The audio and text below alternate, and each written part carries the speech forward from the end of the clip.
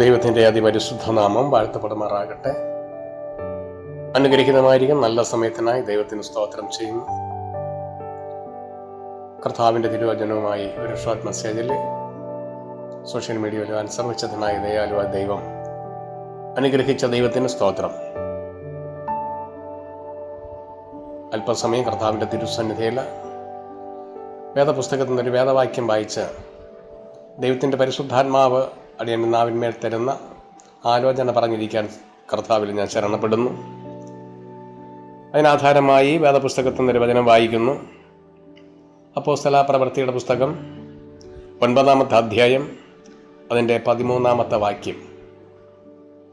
അതിന് അനന്യാസ്, കർത്താവേ, ആ മനുഷ്യൻ യെരൂശലേമിൽ നിന്റെ വിശുദ്ധന്മാർക്ക് വളരെയധികം ദോഷം ചെയ്തിരിക്കുന്നുവെന്ന് പലരും പറഞ്ഞ് ഞാൻ കേട്ടിരിക്കുന്നു. ദൈവത്തിന് സ്തോത്രം ചെയ്യാണ്. അപ്പോസ്തല പ്രവൃത്തിയുടെ പുസ്തകം 9-ാമത്തെ അധ്യായം ഇങ്ങനെ വായിക്കുന്നു. ശൗലിനെ സംബന്ധിച്ച് അനന്യാസ് ദൈവത്തോട് പറയുന്ന മറുപടിയാണ്. അനന്യാസിനോട് സർവശക്തനായ കർത്താവ് അരുളി ചെയ്തു, അനന്യാസേ, നീ നേർവീഥിയിൽ നീ കടന്നു ചെല്ലണം. അവിടെ യൂദയുടെ ഭവനത്തിൽ ശൗൽ എന്നൊരു മനുഷ്യരിപ്പുണ്ട്, അവന് വേണ്ടി പോയി ഒന്ന് പ്രാർത്ഥിക്കണം എന്ന് പറഞ്ഞപ്പോൾ സർവശക്തനായ ദൈവത്തിനോട് മറുപടി പറയുന്നതാണ് അനന്യാസ്. കർത്താവേ, അവൻ ഇത്തരക്കാരെ, പ്രാർത്ഥനാക്കാരെ, അതല്ലെങ്കിൽ കർത്താവിൽ വിശ്വസിച്ച് ജീവിക്കുന്ന ഒരു കൂട്ടത്തെ ഉപദ്രവിക്കാനും അവരെ കൊല്ലുവാനും അധികാരപത്രം അവൻ്റെ മേലുണ്ട്. അതുകൊണ്ട് കർത്താവിനോട് അവിടെ ഒരു ഉടമ്പടി പറയുവാണ്. ആമേൻ, ഞാൻ പോകുന്നത് എനിക്ക് സമ്മതമല്ല എന്നാണ് അതിൻ്റെ അർത്ഥം പറയുവാൻ തക്കൊണ്ടിടയാകണം. കർത്താവ് സ്തോത്രം. എന്നാൽ കർത്താവ് പറയുകയാണ്, നീ പോകണം അനന്യാസേ, നീ പോകണം, നീ പോയി അവന് വേണ്ടി പ്രാർത്ഥിക്കണം. പരിശുദ്ധാത്മാവിൻ്റെ അഭിഷേകത്തിൻ്റെ ശക്തിയാൽ ബലപ്പെടുന്ന ദൈവത്തിൻ്റെ ശബ്ദം കേൾക്കുമ്പോൾ ഇന്ന് പല അഭിഷക്തന്മാരും ആമേൻ ആ പരിശുദ്ധാത്മാവ് നിയന്ത്രിക്കുകയും പരിശുദ്ധാത്മാവ് അരുളപ്പാട് കൊടുക്കുന്ന വഴിയിൽ സഞ്ചരിക്കാതെ കടന്നു പോകുന്നൊരു ഭാഗം അനന്യാസിൽ നമുക്കവിടെ ദർശിക്കാൻ കാണുന്നു. എന്നാൽ അനന്യാസ് ദൈവം പറഞ്ഞ വാക്കിനെ അനുസരിക്കാൻ തക്കവണ്ണിടയായി. പിന്നത്തതിൽ കാണുമ്പോൾ അനുസരിച്ചിട്ട് നേർവീഥിയിൽ ചെന്ന് യൂദയുടെ ഭവനത്തിലേക്ക് ചെന്ന ഒരു കൂട്ടം സഹോദരന്മാരിയ്ക്കുന്ന പക്ഷത്തു നിന്ന് ശൗലിനെ വിളിച്ച് ഉൾമുറിയിലേക്ക് കൊണ്ടുപോയി. കർത്താവ് സ്തോത്രം. അവനെ കൊണ്ടുചെന്ന് അവൻ്റെ മേൽ കൈവച്ച് പ്രാർത്ഥിച്ചു. പ്രാർത്ഥിക്കുമ്പോൾ അവൻ്റെ കണ്ണിൽ നിന്ന് ചിതമ്പൽ വീണ് അവന് കാഴ്ച പ്രാപിപ്പാൻ തക്കവണ്ണിടയായി. കാഴ്ച ഇല്ലാതിരുന്ന സാഹചര്യം. ദമസ്കോസിന്റെ പടിവാതിക്കൽ സഭയെ ഉപദ്രവിക്കാൻ, കർത്താവിൻ്റെ കുഞ്ഞുങ്ങളെ ഉപദ്രവിക്കാൻ തക്കവണ്ണം ശൗൽ വരുമ്പോൾ ദമസ്കോസിൽ വെച്ച് ആകാശത്ത് നിന്ന് സൂര്യനേക്കാൾ കവിഞ്ഞൊഴുകുന്ന, സൂര്യനേക്കാൾ വെല്ലുന്നൊരു പ്രകാശം വന്ന് അടിച്ചപ്പോൾ താൻ നിലത്ത് വീണ അവിടെ കിടന്നുകൊണ്ട് കർത്താവിനോട് ചോദിക്കുന്നു ചില ചോദ്യങ്ങളാണ് ശൗൽ അവിടെ സംഭവിക്കുന്നത്. എന്നാൽ കർത്താവ് പറയാണ്, ശൗലേ, ശൗലേ, നീ എന്നെ ഉപദ്രവിക്കുന്നത് എന്ത്? ശൗലിന്റെ മറുപടി, കർത്താവെ, നിന്നെ ഉപദ്രവിക്കാൻ ഒരു നാളിലും കണ്ടിട്ടില്ലല്ലോ. തിരുവചനം അങ്ങനെ വായിക്കുന്നു. കർത്താവ് സ്തോത്രം. അവിടെ വീണ ശൗലിന്റെ കാഴ്ച നഷ്ടപ്പെട്ടു പോയവൻ യൂദയുടെ ഭവനത്തിൽ കാഴ്ചയില്ലാത്തവനായിരിക്കുമ്പോൾ അവിടെ അനന്യാസിനോട് ദൈവം പറഞ്ഞയക്കണം, നീ അവന് വേണ്ടി പ്രാർത്ഥിക്കണം, അവൻ്റെ കണ്ണിൽ നിന്ന് ചെതുമ്പൽ വീണു പോകാൻ, അവന് കാഴ്ച പ്രാപിക്കാൻ, അവൻ്റെ അഭിഷേകം പ്രാപിപ്പാൻ സർവശക്തനായ ദൈവം പറയാണ്. അവിടെ അതിൻ്റെ 16-ാമത്തെ വാക്യത്തിൽ വായിക്കുന്നത്, എൻ്റെ നാമത്തിന് വേണ്ടി അവൻ എല്ലാ കഷ്ടത അനുഭവിക്കേണ്ടതിന് ആകുന്നു എന്ന് ഞാൻ അവനെ കാണിച്ചു കൊടുക്കുകയും എന്ന് പറഞ്ഞു. കർത്താവ് സ്തോത്രം ചെയ്യാണ്. ആമേൻ. അവന് കഷ്ടം അനുഭവിക്കാൻ തക്കവണ്ണം സർവശക്തനായ കർത്താവ് തിരഞ്ഞെടുത്തൊരു പാത്രമാക്കി വെച്ചിരിക്കുകയാണ് ശൗലിനെ. കർത്താവ് സ്തോത്രം. അനന്യാസ് ചെന്ന പ്രാർത്ഥിച്ച് കണ്ണിൽ നിന്ന് ചെതുമ്പൽ വീണു. അവിടെ അഭിഷേകത്തിന്റെ ശക്തിയാൽ അഭിഷേകം പ്രാപിച്ച ശൗല് അവിടുന്ന് കർത്താവിന്റെ അഭിഷേകത്തിന്റെ ശക്തി കൊണ്ട് പിന്നെ അവൻ കപ്പൽ ഛേദത്തിൽ നിന്നും രക്ഷപ്പെട്ട്, ആ കപ്പൽ ഛേദത്തിൽ നിന്ന് രക്ഷപ്പെട്ടിട്ട് അവൻ കടന്നു കയറുന്നത് മെലിത്ത എന്ന ദ്വീപിൽ. ദൈവത്തിന്റെ അത്ഭുതങ്ങളും അടയാളങ്ങളും ദൈവത്തിന്റെ വീര്യപ്രവൃത്തികളും ചെയ്യാൻ, ജനം കാണുക ചെയ്യാൻ ഒരഭിഷേകത്തിന്റെ ശക്തി ശൗലിന്റെ മേൽ ദൈവം കൊടുത്തു. ഇന്നത്തെ ഈ കാലയളവിൽ ഈ കൊച്ചു കേരളത്തെ നാം പഠിക്കുമ്പോൾ, കേരളത്തിൽ പെന്തക്കോസ്തിന്റെ അടിസ്ഥാനത്തിൽ ജീവിക്കുന്ന, പെന്തക്കോസ്ത് ജീവിതം ജീവിക്കുന്ന അഭിഷക്തന്മാര്, അഭിഷേകം പ്രാപിച്ചവര്, അഭിഷേകം മറച്ചു വെച്ച്, അഭിഷേകം എന്തെന്ന് തിരിച്ചറിയാതെ, അഭിഷേകത്തിന്റെ ശക്തി എന്തെന്ന് തിരിച്ചറിയാതെ, ഒരു ദൈവദാസന്റെ ശുശ്രൂഷ എന്തെന്ന് പോലും തിരിച്ചറിയാതെ കണ്ണ് മുരടിച്ചു പോകുന്ന പഴയ നിയമ പുരോഹിതന്മാരെ പോലെ പോകുന്ന പെന്തക്കോസ്തിന്റെ അടിസ്ഥാനത്തിൽ നിൽക്കുന്ന പുരോഹിതന്മാരും വിശ്വാസികളെ നമുക്ക് കാണുവാൻ തക്കവണ്ണം കഴിയും. അങ്ങനെയെങ്കിൽ അനന്യാസിനോട് പറയുന്ന സർവശക്തനായ ദൈവം അനന്യാസിനെ ശൗലിന് വേണ്ടി പ്രാർത്ഥിക്കാൻ അയക്കുമ്പോൾ, അനന്യാസിനെ ദൈവം തിരഞ്ഞെടുത്ത മറ്റൊരു വ്യക്തിക്ക് വേണ്ടി പ്രാർത്ഥിക്കുമ്പോൾ അവന്റെ തലയിൽ കൈവച്ച് അവന്റെ ശരീരത്തിലേക്ക് ആ പരിശുദ്ധാത്മാവിന്റെ അഭിഷേകം സ്പർശിക്കുമ്പോൾ ആ പരിശുദ്ധാത്മാവിന്റെ പരിവർത്തനം തൻ്റെ മേൽ വ്യാപരിക്കുകയും ആ പരിശുദ്ധാത്മാവിന്റെ അഭിഷേകം പ്രാപിച്ചുകൊണ്ട് പിന്നെ ആ വ്യക്തി ജീവിതത്തിന് സർവശക്തനായ ദൈവത്തോട് പ്രാർത്ഥിപ്പാനും പ്രവചിപ്പാനും ദേശത്തെങ്ങും പോയി സുവിശേഷം അറിയിപ്പാനും തക്കവണ്ണം ദൈവം അവിടുന്ന് അഭിഷേകത്തിന്റെ ശക്തി കൊണ്ട് നിറയ്ക്കാൻ തക്കവണ്ണം ഇടയാകും. പുതിയ നിയമത്തിന്റെ നാം ഉടനീളം വായിക്കുമ്പോൾ ഇന്ന് പെന്തക്കോസ്തിന്റെ അടിസ്ഥാനത്തിൽ നിൽക്കുന്ന പെന്തക്കോസ്ത് ജീവിതം ജീവിക്കുന്ന ഒരു വ്യക്തി ആമേൻ അഭിഷേകത്തിന്റെ ശക്തി കൊണ്ട് തന്നെയാണ് ജീവിക്കുന്നത്. ആമേൻ. ഉപവസിക്കുന്ന വ്യക്തി ജീവിതങ്ങൾ അത് 3 ദിവസമായാലും 1 ദിവസമായാലും 10 ആയിരുന്നാലും 21 ആയിരുന്നാലും 40 ദിവസമായിരുന്നാലും ഉപവസിക്കുന്ന വ്യക്തി ഈ ഭൂമിയുടെ ജലത്തിന്റെയോ ആഹാരത്തിന്റെയോ ശക്തി കൊണ്ടല്ല ആ വ്യക്തി ജീവിക്കുന്നത്. അവൻ എത്ര ദിവസം ഉപവസിക്കാൻ തക്കവണ്ണം ഇടയായിരുന്നാലും ദൈവത്തിന്റെ അഭിഷേകത്തിന്റെ ശക്തി കൊണ്ടത്രേ അവന് ഉപവസിക്കാൻ തക്കവണ്ണം ഇടയാകുന്നത്. ദൈവത്തിന് സ്തോത്രം ചെയ്യുന്നു. ഹല്ലേലൂയ. ആ ഉപവസിക്കുന്ന സമയം ദൈവം അവന്റെ അസ്ഥികൾക്ക് ബലം കൊടുക്കുകയും പരിശുദ്ധാത്മാവിന്റെ ശക്തി അവനെ ബലപ്പെടുത്തി ആമേൻ പുതിയ വഴികളിലേക്ക് അവനെ സന്ദർശിക്കുവാൻ പരിശുദ്ധാത്മാവ് നിയന്ത്രിക്കുകയും ചെയ്യാൻ തക്കവണ്ണം ഇടയാകുന്നു. ആമേൻ. പുതിയ നിയമത്തിൽ ഉപവസിച്ച വ്യക്തി ജീവിതങ്ങളെ പഠിക്കുമ്പോൾ, പഴയ നിയമത്തിൽ ഉപവസിച്ച വ്യക്തി ജീവിതങ്ങളെ പഠിപ്പിക്കുമ്പോൾ, പുരോഹിതന്മാർ പ്രവാചകന്മാരടക്കം നാം ചിന്തിക്കുമ്പോൾ അഭിഷേകത്തിന്റെ ശക്തിയുള്ള വ്യക്തി ജീവിതങ്ങൾ തന്നെയാണ് അവിടെ കാണാൻ തക്കവണ്ണം ഇടയാകുന്നത്. ദൈവത്തിന് സ്തോത്രം. വിശുദ്ധ മത്തായി സുവിശേഷം 14-ാമത്തെ അധ്യായം 22-ാമത്തെ വാക്യത്തിൽ വ്യക്തമായിട്ടൊരു വചനം അവിടെ പഠിക്കുന്നത് കർത്താവ് വെള്ളത്തിന്റെ മുകളിൽ കൂടി നടക്കുന്നതാണ്. ആമേൻ. കർത്താവ് ആമേൻ ശിഷ്യന്മാരെ പടകിൽ പറഞ്ഞ് അക്കരയ്ക്ക് അയച്ചിട്ട് താൻ മലയിൽ പ്രാർത്ഥിക്കാൻ കടന്നുപോയ ഒരു ഭാഗം വായിക്കുന്നു. മലയിൽ കടന്നുപോയി സർവശക്തനായ കർത്താവ് ശിഷ്യന്മാരെ ഒറ്റയ്ക്ക് പടകിലേക്ക് പറഞ്ഞയച്ചിട്ട് കർത്താവ് മലയിലേക്ക് പ്രാർത്ഥിപ്പാൻ തക്കവണ്ണം കടന്നുപോയി. അവിടെ കടന്നു പോകുന്ന സാഹചര്യത്തിൽ ശിഷ്യന്മാർ യാത്ര ചെയ്തുകൊണ്ടിരിക്കുമ്പോൾ സമുദ്രത്തിനകത്ത് നിന്ന് തിരമാലകൾ ഇളകാൻ തക്കവണ്ണടിയായി, പെരും ചൂള പോലിളകുന്ന കാറ്റുകൾ ഇളകാൻ തക്കവണ്ണടിയായി.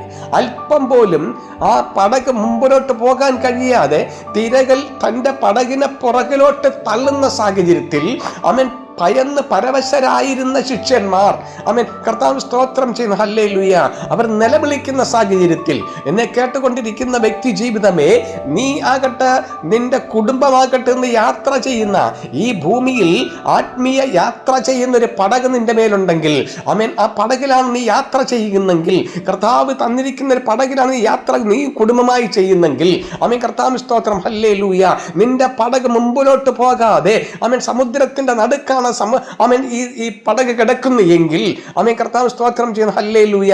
നീ ആ പടകിന്റെ തണ്ട് വലിച്ച് നീ വലഞ്ഞ് തളർന്നിരിക്കുന്നെങ്കിൽ എന്ന് വെച്ചാൽ നിന്റെ കുടുംബ ജീവിതത്തിന് വേണ്ടി നീ അധ്വാനിച്ച്, അത് വിദേശത്താകട്ടെ സ്വദേശത്താകട്ടെ, നീ അധ്വാനിച്ച് നീ ക്ഷീണിച്ചിരിക്കുമ്പോൾ നിനക്ക് ഒന്നും, നിന്റെ കുഞ്ഞുങ്ങൾക്കും നിന്റെ ഭാര്യയ്ക്ക് ഒന്നും സമ്പാദിക്കാൻ കഴിയാത്ത രീതിയിൽ, അവർക്ക് ഒന്നും കരുതി വെക്കുവാൻ കഴിയാത്ത രീതിയിൽ നീ അവശതയിൽ ഇരിക്കുന്നെങ്കിൽ ദൈവത്തിന്റെ പരിശുദ്ധാത്മാവ് വ്യക്തമായി പറയാണ്, നിന്റെ പടകിനകത്ത് നിനക്ക് നീ തോണിയിൽ തുഴയുവാൻ കഴിയാ, നിന്റെ കരങ്ങള് ക്ഷീണിച്ചിരിക്കുന്ന സാഹചര്യത്തിൽ, തളർത്തിരിക്കുന്ന സാഹചര്യത്തിൽ ദൈവത്തിന്റെ പരിശുദ്ധാത്മാവ് പറയാണ്, നിന്റെ പടക് എത്തിക്കുവാൻ കഴിവുള്ളവൻ, പടകിലകത്ത് നിന്നെ കയറ്റിയവൻ മറുകര എത്തിക്കാൻ കഴിവുള്ളവനാണ്. നിന്റെ പടകിനകത്ത് നിന്നെ നിന്റെ കുടുംബത്തെയും കയറ്റിയെന്ന് അത് മറന്നു പോകരുത്. നീ പ്രാർത്ഥനയിലും ഉപവാസത്താലും നീ വേർപെടേണ്ട വിഷയങ്ങളെ, ചിന്തിക്കുന്ന വിഷയങ്ങളെ, നിന്റെ പോക്കലാകട്ടെ വരവിലാകട്ടെ, നടത്ത സംസാരഭാഗങ്ങൾ, കൊടുക്കൽ, പ്രവൃത്തിയിലൊക്കെ എന്തെങ്കിലുമൊക്കെ നീ ഉണ്ടെന്ന് ചെകഞ്ഞെടുത്തിട്ട് നിന്റെ ആത്മീയ ഗോളത്തിൽ നിനക്ക് എന്ത് സംഭവിച്ചു പോയെന്ന്, നിന്റെ ശുശ്രൂഷ മധ്യം നിനക്ക് എന്ത് സംഭവിച്ചു പോയെന്ന്, നിന്റെ ആത്മീയ ജീവിതത്തിൽ, നിന്റെ പ്രാർത്ഥനാ ജീവിതത്തിൽ നിനക്ക് എന്താണ് സംഭവിച്ചതെന്ന് തിരിച്ചറിയുവാൻ തക്കവണ്ണം ദൈവസന്നിധിയിൽ ഇരിക്കുമെങ്കിൽ നിന്റെ ആ പടക് മുമ്പിലോട്ട് പോകുവാൻ തക്കവണ്ണം നീ ഇനി തുഴയേണ്ട ആവശ്യമില്ല. നിനക്ക് പകരം നിന്റെ പടകിനകത്ത് അമരത്തിരുന്ന് സ്തോത്രം നിനക്ക് വേണ്ടി തണ്ട് വലിക്കുന്ന സർവശക്തനായ ദൈവം നിനക്ക് വേണ്ടി നിന്നെ മറുകര, നിന്നെയും നിന്റെ കുടുംബത്തെയും നടത്തുവാനും മറുകര എത്തിക്കുവാനും ഒരു ശക്തനായ ദൈവമുണ്ടെന്ന് നീ മറന്നു പോകരുത്. ഇന്ന് ഈ ഷോർട്ട് മെസ്സേജിൽ കർത്താവ് സ്തോത്രം ചെയ്യുന്നു, ഹല്ലേലൂയ. പെന്തക്കോസ്തിന്റെ അടിസ്ഥാനത്തിൽ വന്ന് ആത്മീയനായി ജീവിക്കുന്ന ഒരു വ്യക്തി, തളർന്നിരിക്കുന്ന വ്യക്തി ജീവിതങ്ങളോട്, ഒരു രോഗത്താൽ തളർന്നിരിക്കുന്നതായിരിക്കാം, നീ ഒരു കടഭാരത്താൽ തളർന്നിരിക്കുന്ന ഒരു വ്യക്തിയായിരിക്കാം, ക്ഷീണിതനായിരിക്കുകയാണ്, നിന്റെ ബിസിനസ് മേഖലകളെ സ്തംഭനത്തിൽ ഇരിക്കുന്ന, നിനക്ക് മുമ്പിലോട്ട് പോകാൻ കഴിയാതെ നിന്റെ കുടുംബ ജീവിതത്തെ തകർത്തുകൊണ്ടിരിക്കുന്ന അന്ധകാര പോരുകളിൽ നിന്ന്, പൈശാചിക പോരുകളിൽ നിന്ന് നിന്നെ തളർന്നിരിക്കുന്ന ഒരു സാഹചര്യത്തിൽ ദൈവസന്നിധിയിൽ ഏൽപ്പിച്ചു കൊടുത്ത പ്രാർത്ഥനയുടെ കുറവുകളെ ഏറ്റുപറഞ്ഞ് പ്രാർത്ഥിച്ചാൽ നിന്റെ ശുശ്രൂഷ മേഖലയിലാകട്ടെ, ബിസിനസ് മേഖലയിലാകട്ടെ, കുടുംബ ജീവിതത്തിലാകട്ടെ, നിന്റെ തലമുറകളുടെ മേലാകട്ടെ അത്ഭുതകരമായ ഒരു വിടുതലിന്റെ കരം നിന്റെ മേൽ, നിന്റെ കുടുംബത്തിന്റെ മേൽ, നിന്റെ പടയന്മേൽ വരുവാൻ തക്കവണ്ണം ഇടയാകുമെന്ന് ഇന്ന് ഈ സന്ധ്യാസമയത്ത് ദൈവത്തിന്റെ ആത്മാവിൽ പറയുവാൻ തക്കവണ്ണം ഇടയാകുന്നു. കർത്താവ് നന്ദിയോടെ സ്തോത്രം ചെയ്യണം. ഹല്ലേലൂയ. അവിടെ ചിന്തിക്കാൻ നമുക്ക്, ശൗലായിരുന്ന വ്യക്തി ജീവിതത്തെ പൗലോസാക്കി മാറ്റിയെങ്കിൽ പൗലോസിനെ കൊണ്ട് ഹല്ലേലൂയ ദൈവം ആഗ്രഹിച്ച കാര്യങ്ങളെ ചെയ്തു തീർപ്പാൻ തക്കവണ്ണം ഹല്ലേലൂയ കഷ്ടാനുഭവ ജീവിതത്തിൽ കൂടി കർത്താവിന്റെ അഭിഷേകത്തിന്റെ ശക്തി വർദ്ധിച്ച് വരാൻ തക്കവണ്ണം ഇടയായി. അവൻ തീയുടെ നടുവിൽ നിന്ന് ശുശ്രൂഷിക്കുന്ന ഒരു അഭിഷക്തനാക്കി ദൈവത്തിന്റെ പരിശുദ്ധാത്മാവിന്റെ അഭിഷേകം കൊണ്ട് നിറയ്ക്കുവാൻ തക്കവണ്ണം ഇടയാകുന്ന വചനത്തിൽ നമുക്ക് കാണാൻ തക്കവണ്ണം ഇടയാകുന്നു. അങ്ങനെയെങ്കിൽ മെലിത്ത ദ്വീപിലേക്ക് പ്രവേശിച്ച അപ്പോസ്തലനായ പൗലോസ് തന്റെ കൂട്ടര് കർത്താവ് സ്തോത്രം, വചനം നമുക്ക് പരിചിതമാണ്, പ്രസംഗങ്ങൾ കേട്ട് നമ്മൾ പരിചിതമുള്ളതാണ്. എന്നാൽ കർത്താവ് സ്തോത്രം ചെയ്ത് ചുരുക്കി അതിനെ പ്രസംഗിക്കാൻ പരിശുദ്ധാത്മാവിൽ ഞാൻ ആഗ്രഹിക്കുന്നു. കർത്താവ് സ്തോത്രം ചെയ്യുന്ന പൗലോസും തന്റെ കൂട്ടരുമായി മെലീത്ത എന്ന ദേശത്തിലേക്ക് പ്രവേശിക്കുമ്പോൾ ആ ദേശം മെലീത്ത എന്ന് ഗ്രഹിക്കുകയും ശീതകാലമാകയാൽ, അന്ന് ശീതകാലമാകയാൽ കർത്താവ് സ്തോത്രം, ഹല്ലേലൂയ, ബറബ്ബറന്മാർ വിറക് കൂട്ടി തീ കാഞ്ഞുകൊണ്ടിരിക്കുന്ന ഒരു കാഴ്ചയാണ് പൗലോസും തന്റെ കൂട്ടരും കാണുന്നത്. ബറബ്ബറന്മാർ വ്യക്തമായി പറയുന്ന അവർ അസാധാരണ ദയ കാണിച്ച ഒരു പദം നിന്ന് ചിന്തിപ്പാനുള്ള ഒരു വിഷയമാണത്, അസാധാരണ ദയ. കർത്താവ് സ്തോത്രം ചെയ്യുന്ന ഹല്ലേലൂയ.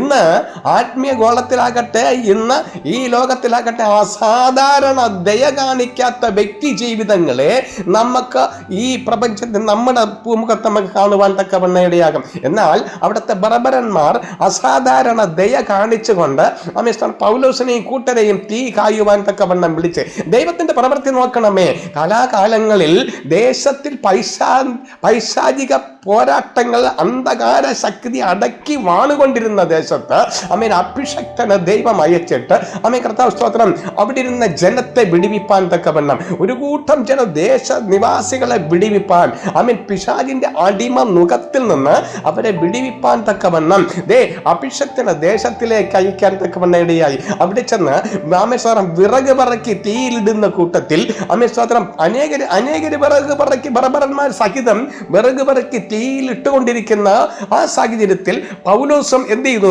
വിറക് പറക്കി തീയിലിടാൻ തക്കവണ്ണം ഇടയായി. അപ്പോൾ മറ്റാരുടെ കയ്യിലും ചുറ്റാത്ത ഒരു അണലി തന്റെ മേൽ ചുറ്റി, തന്റെ കൈമേൽ ചുറ്റി എന്നാണ് വചനം വായിക്കുന്നതെങ്കിൽ അവിടത്തെ അല്പസമയം വചനം ചിന്തിക്കുമ്പോൾ മറ്റാരുടെയും കരങ്ങളിൽ തൂങ്ങാത്ത, കൈ ചുറ്റിപ്പിടിക്കാത്ത അണലി പൗലോസിന്റെ കയ്യിൽ ചുറ്റിയപ്പോൾ നാം ചിന്തിക്കേണ്ട വിഷയം, ദൈവം എന്തിനാണ് അവിടെ അയക്കാൻ തക്കവണ്ണം ഇടയായത്? അണലി ചുറ്റി. ബർബറന്മാരുടെ പശ്ചാത്തലങ്ങളിൽ, അവരുടെ പാരമ്പര്യങ്ങളിൽ പറയുന്നത് അണലി ചുറ്റിയാൽ, അത് തൊട്ടാൽ അല്ലെങ്കിൽ കടിച്ചാൽ ആ മനുഷ്യൻ ശരീരം നീര് കൊണ്ട് വന്നിട്ട് അവൻ ശ്വാസം മുട്ടി അല്പം പോലും നടക്കാതെ വീണ് മരിച്ചു പോകാൻ തക്കവണ്ണം ഇടയാകും. അങ്ങനെയെങ്കിൽ പൗലോസിന്റെ കയ്യിൽ ചുറ്റിയ അണലിയെ അവൻ തീയിൽ കുടഞ്ഞു കളഞ്ഞ് അവിടെ അതിനകത്ത് വെന്ത് ചാരമാക്കി മാറാൻ തക്കവണ്ണം ഇടയായി. ബർബറന്മാർ ചിന്തിച്ചതുപോലൊന്നും അവിടെ സംഭവിച്ചില്ല. പിന്നെ എന്താ സംഭവിച്ചത്? കുറെ സമയം കഴിഞ്ഞപ്പോൾ അവിടെ അവനെ നിന്ദിക്കുകയും പരിഹസിക്കുകയും അവിടുത്തെ നീതി ദേവി ഇവനെ കൊല്ലുവാൻ തക്കവണ്ണം സമുദ്രത്തിൽ നിന്ന് കയറി വന്നിട്ടും നീതി ദേവി അവനെ വിടുന്നില്ല. അതിനെ കൊല്ലുവാൻ തക്കവണ്ണം അവൻ ഇരിക്കുന്ന സാഹചര്യത്തിൽ അവർ തന്നെ മാറ്റി പറയുന്ന ഒരു വാക്കുകളുണ്ട്, ഇവൻ ഒരു ദേവനാകുന്നു. കർത്താവ് എന്തേ അങ്ങനെ പറയാൻ തക്കവണ്ണം ഇടയായത്? ദൈവത്തിന്റെ പരിശുദ്ധാത്മാവിന്റെ അഭിഷേകം തന്റെ മേലുള്ളത് കൊണ്ട് അഭിഷേകമുള്ള വ്യക്തി ജീവിതങ്ങളോട് ഈ ഒരു ഷോർട്ട് മെസ്സേജിൽ കൂടി കർത്താവിന്റെ അരുളപ്പാട് വിളിച്ചറിയിക്കുന്നത്, നിന്നിലുള്ള അഭിഷേകം ചെറുതല്ല. അഭിഷേകം നീ അത് സർവശക്തനായി ദൈവം നിന്റെ മേൽ തന്നെങ്കിൽ, നിന്റെ കുടുംബത്തിന്റെ മേൽ തന്നെങ്കിൽ അതിനെ എടുത്ത് ഉപയോഗിക്കേണ്ട രീതിയിൽ പൗലോസ്, അതുപോലെ തന്നെ പത്രോസ്, അതുപോലെ പുതിയ നിയമത്തിന്റെ ഭക്തന്മാർ അഭിഷേകം എടുത്ത് ഉപയോഗിച്ചതുപോലെ കർത്താവ് സ്തോത്രം ഉപയോഗിക്കാൻ തക്കവണ്ണം ഇടയാകട്ടെ എന്ന് ഞാൻ ആത്മാർത്ഥമായി പ്രാർത്ഥിക്കുന്നു. കർത്താവ് സ്തോത്രം ചെയ്യുന്ന ഹല്ലേലൂയ. ഈ ഷോർട്ട് മെസ്സേജ് ഇത്ര സമയം കൊണ്ട് ചുരുക്കവാചകങ്ങളിൽ പ്രസംഗിപ്പാൻ തക്കവണ്ണം, നിങ്ങളോട് അറിയിപ്പാൻ തക്കവണ്ണം ഇടയാക്കിയ ദൈവത്തിനെ സ്തുതിച്ച് അത് മഹത്വപ്പെടുത്തുന്നു. എല്ലാവരെയും വചനത്താൽ അനുഗ്രഹിക്കട്ടെ എന്ന് ആത്മാർത്ഥമായി ഞാൻ പ്രാർത്ഥിച്ച് നിർത്തുന്നു. God bless you.